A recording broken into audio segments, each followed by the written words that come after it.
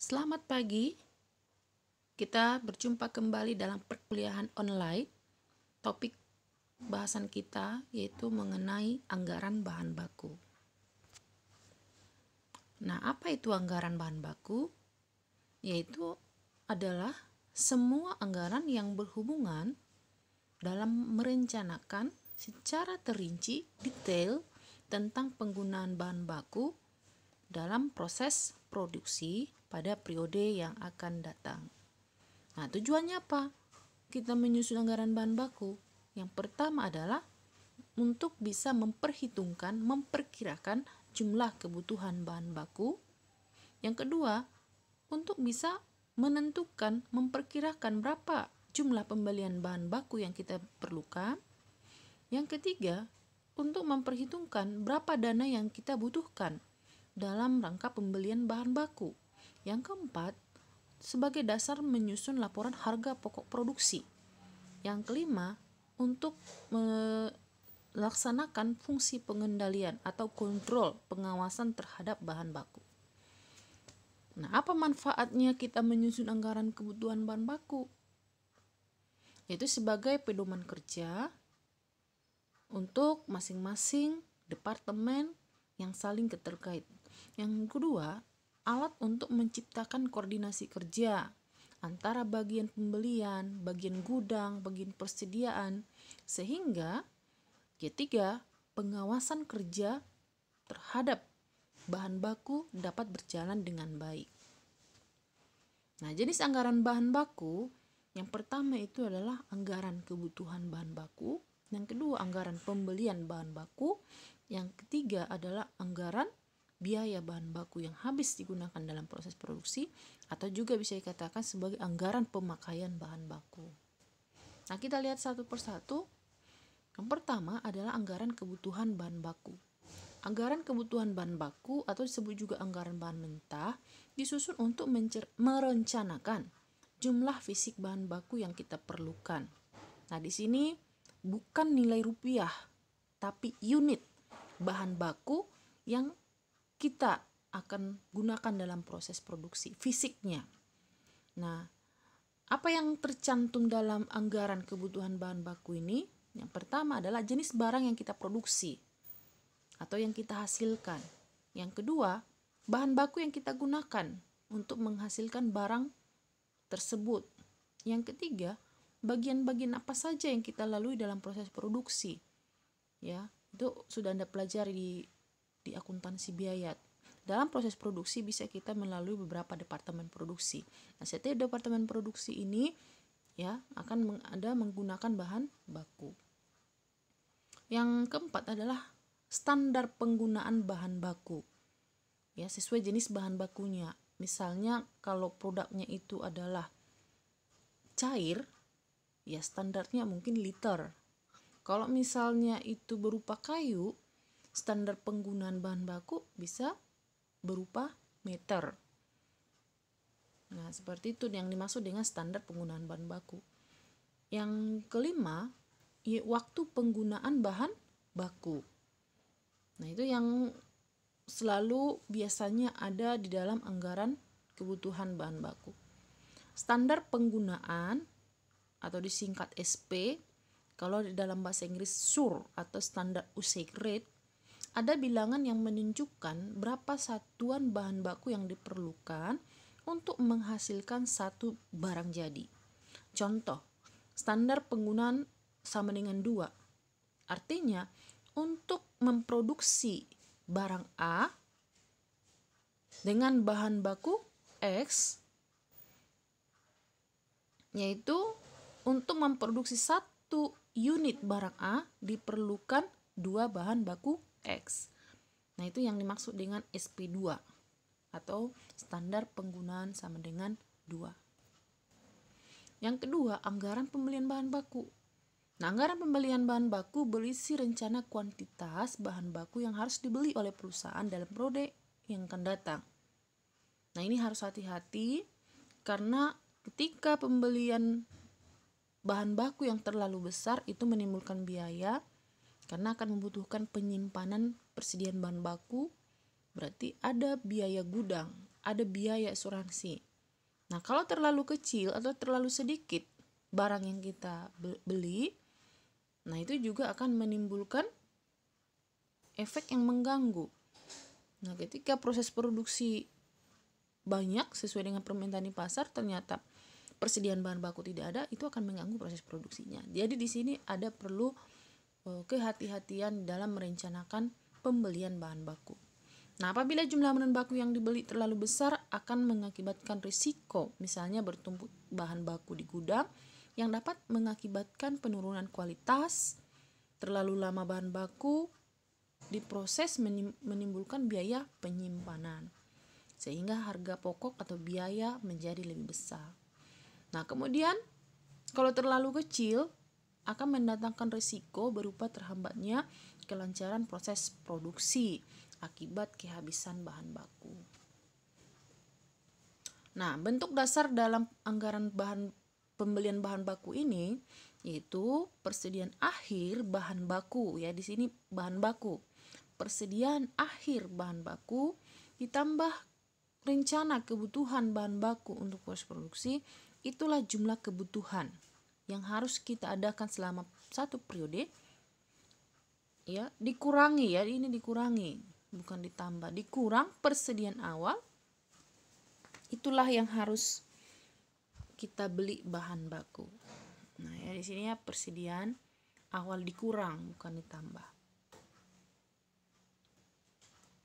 Dalam anggaran pembelian bahan baku, poin-poin yang dicantumkan adalah jenis bahan yang digunakan, jumlah yang harus dibeli, dan harga persatuan bahan mentah. Kemudian anggaran biaya bahan baku atau anggaran pemakaian bahan baku atau juga anggaran biaya bahan baku, sama saja penyebutannya. Tentu tidak semua bahan baku yang tersedia akan habis digunakan untuk proses produksi. Kenapa? Karena persediaan akhir akan menjadi persediaan awal berikutnya. Yang kedua, perlunya ada persediaan agar kelangsungan produksi tidak terganggu akibat kehabisan bahan baku. Anggaran bahan baku yang habis digunakan perlu menyajikan hal-hal sebagai berikut. Ada informasi mengenai bahan baku apa saja yang kita gunakan. Yang kedua, jumlah masing-masing jenis bahan baku yang habis digunakan untuk proses produksi. Yang ketiga, harga per unit masing-masing jenis bahan baku. Keempat, nilai masing-masing bahan baku yang habis digunakan dalam proses produksi. Jenis barang yang dihasilkan dan penggunaan bahan baku. Nah, untuk mengilustrasikan bagaimana cara kita menghitung penyusunan anggaran biaya bahan baku, kebutuhan pembelian dan biaya pemakaian, kita ilustrasikan dengan contoh berikut. Ya, sesuai dengan anggaran penjualan ada 3 jenis barang yang kita jual, yaitu barang X, Y, Z dengan rencana penjualan 150, 300, dan 200 dengan rencana harga jual dan persediaan awal. Ini persediaan awal produk jadi dan persediaan akhir produk jadi. Nah, itu informasi pertama. Yang kedua adalah bahan baku digunakan dihitung menurut standar penggunaan kebutuhan atau yang kita sebut standar usage rate atau disingkat SUR. Nah, ada jenis bahan baku yang digunakan, ada 3 jenis, yaitu bahan baku 1, bahan baku 2, bahan baku 3. Jadi dalam ilustrasi ini ada 3 jenis bahan baku. Nah, bahan baku pertama satuannya unit, bahan baku 2 satuannya kilogram, dan bahan baku ketiga satuan unit dengan standar usage rate untuk barang X. Nah, artinya ini untuk menghasilkan barang X kita membutuhkan 2 bahan baku 1, kemudian 3 bahan baku 2, kemudian 1 bahan baku 3. Inilah bahan baku yang kita butuhkan untuk barang X. Sedangkan untuk barang Y kita membutuhkan 3 bahan baku 1, tidak ada bahan baku 2, dan 4 bahan baku 3. Sedangkan untuk barang Z kita membutuhkan 4 unit bahan baku 1, 3 kg bahan baku 2, dan 2 unit bahan baku 3. Nah, itu SUR atau informasi standar penggunaan bahan baku yang kita gunakan. Kemudian informasi tentang persediaan bahan baku, yaitu persediaan awal bahan baku untuk bahan baku 1, 2, dan 3, dan data persediaan akhir bahan baku untuk setiap jenis bahan baku 1, 2, dan 3. Dan kemudian harga beli di pasar. Untuk harga beli bahan baku pertama 8.000 per unit, harga beli bahan baku 2 5.000 per kilogram, dan harga beli bahan baku 3 7.500 per unit. Nah, itulah data mengenai bahan baku. Kemudian dari data itu kita akan menyusun yang pertama anggaran produksi, karena anggaran penjualan sudah ada. Kemudian anggaran kebutuhan bahan baku. Ketiga, anggaran pembelian bahan baku. Dan keempat, anggaran pemakaian bahan baku. Nah, kita lihat yang pertama, anggaran produksi. Ya, tadi informasi sudah ada di anggaran penjualan barang X, Y, dan Z. Ini kita cukup ambil dari anggaran penjualan. Juga di sana sudah ada informasi di anggaran penjualan mengenai persediaan akhir. Ya. Jadi penjualan ditambah persediaan akhir barang X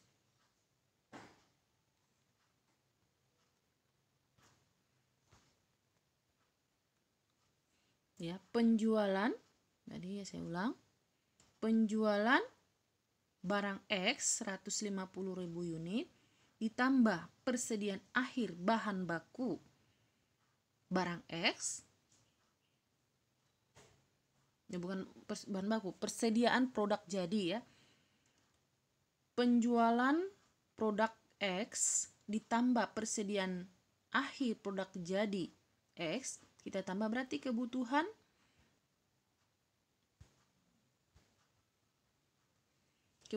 kita sebesar 190.000. Kemudian data persediaan awal 60.000, maka jumlah produksi 130.000. Untuk produk Y, penjualan tadi 300.000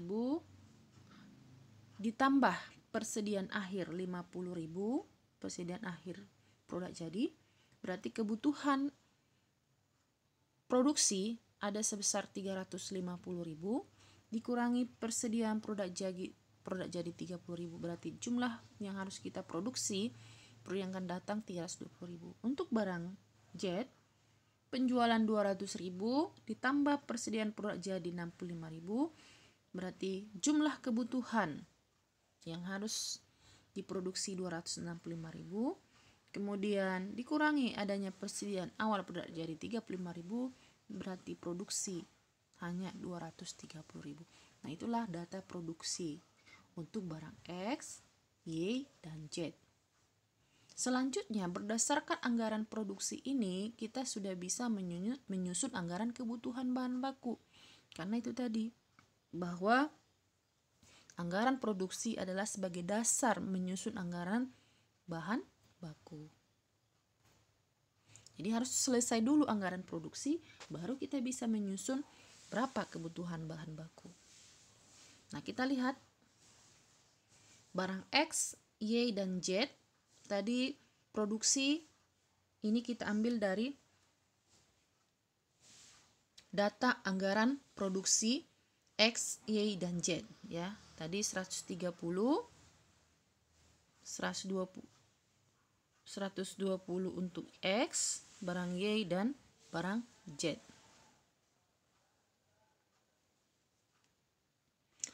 Nah, informasi standar penggunaan yaitu standar usage rate-nya. Tadi untuk bahan baku 1, untuk barang X dibutuhkan 2, untuk barang Y dibutuhkan 3 unit, dan untuk barang Y 4 unit. Berarti kebutuhan unit bahan baku yang kita lihat masing-masing. Begitu juga dengan bahan baku untuk produk ya X, bahan baku 2 dibutuhkan 3, Ya, kebutuhan bahan baku 2 untuk Y tidak ada. Kebutuhan bahan baku 2 ya untuk produk Z sebanyak 3. Dengan demikian jumlah kebutuhan itu produksi dikali SUR ya atau standar penggunaan 130.000 dikali 3, kemudian 320.000 kali 0 tidak ada. Nah, produksi kali standar USR. Nah, di sini cuman harga produksi, unit produksi dikali dengan SUR atau yang disebut dengan SP standar penggunaan, sehingga bisa kita menjumlahkan berapa bahan baku yang kita butuhkan. Nah, di sini tidak berbicara rupiah tapi unit bahan baku. Nah, itulah kebutuhan bahan baku. Selanjutnya, berdasarkan kebutuhan bahan baku, bisalah kita merencanakan berapa bahan baku yang harus kita beli. Untuk bahan baku 1, kebutuhan tadi adalah 2.140.000 unit. Persediaan akhir tadi di data sudah ada. Maka jumlah kebutuhan adalah kebutuhan ditambah persediaan akhir 2.180.000 dikurangi persediaan awal, maka yang harus kita beli adalah 2.105.000 unit dikali dengan harga beli per unit Rp8.000, maka nilai pembelian atau biaya yang harus kita sediakan untuk membeli bahan baku sebesar Rp16.840.000.000. Nah, kemudian begitu juga bahan baku 2 ya. Kebutuhan tadi kita lihat dari anggaran kebutuhan bahan baku, data persediaan akhir sudah ada yang kita rencanakan, sehingga jumlah kebutuhan dikurangi persediaan awal, jumlah unit yang kita beli untuk bahan baku 2 dikali dengan harga beli. Nah, itulah anggaran pembelian untuk bahan baku 1, bahan baku 2, dan bahan baku 3. Kemudian anggaran biaya bahan baku atau anggaran pemakaian bahan baku ya, untuk setiap produksi bisa kita lihat ya, bahan baku 1, bahan baku 2, dan bahan baku 3. Nah, jadi datanya itu kita ambil dari anggaran kebutuhan. Anggaran kebutuhan produk X kita lihat untuk bahan baku 1 ya, tinggal hanya kita pindahkan ya. Tadi 130, 320, dan 230 ya. 100 untuk produk X kebutuhan ini ya, kolom kebutuhan tadi 260 untuk X, untuk Y 960 dan Z 920. Nah, itu juga yang kita pindahkan ke sini ya, dari anggaran kebutuhan bahan baku. Jadi anggaran pemakaian bahan baku bisa kita susun kalau anggaran kebutuhan sudah kita susun. Kemudian kali harga, kemudian jumlah, sehingga di sini kita bisa melihat biaya anggaran pemakaian bahan baku. Untuk produk Y juga demikian, kita lihat kebutuhan bahan bakunya, kemudian harga. Nah, ini jumlah ya, ada kesalahan di kolom ini. Nah, ini jumlah kebutuhan untuk produk Y ya. Untuk bahan baku 1 kebutuhan 7.680.000.000 rupiah. Untuk bahan baku 2 tidak ada. Kebutuhan bahan baku 3 untuk produk Y 9,6 miliar ya. Nah, ini totalnya. Dan untuk produk Z ini. Nah, berarti inilah biaya yang harus kita sediakan selama satu periode dalam pemakaian bahan baku, dan ini juga akan menjadi dasar dalam menyusun harga pokok produksi. Nah, begitulah cara kita dalam merencanakan, menganggarkan biaya bahan baku. Ada tadi 3, yaitu anggaran kebutuhan bahan baku, kemudian anggaran pembelian bahan baku, dan terakhir adalah anggaran pemakaian bahan baku. Nah, itu materi kita. Selamat belajar dan tetap semangat. Terima kasih.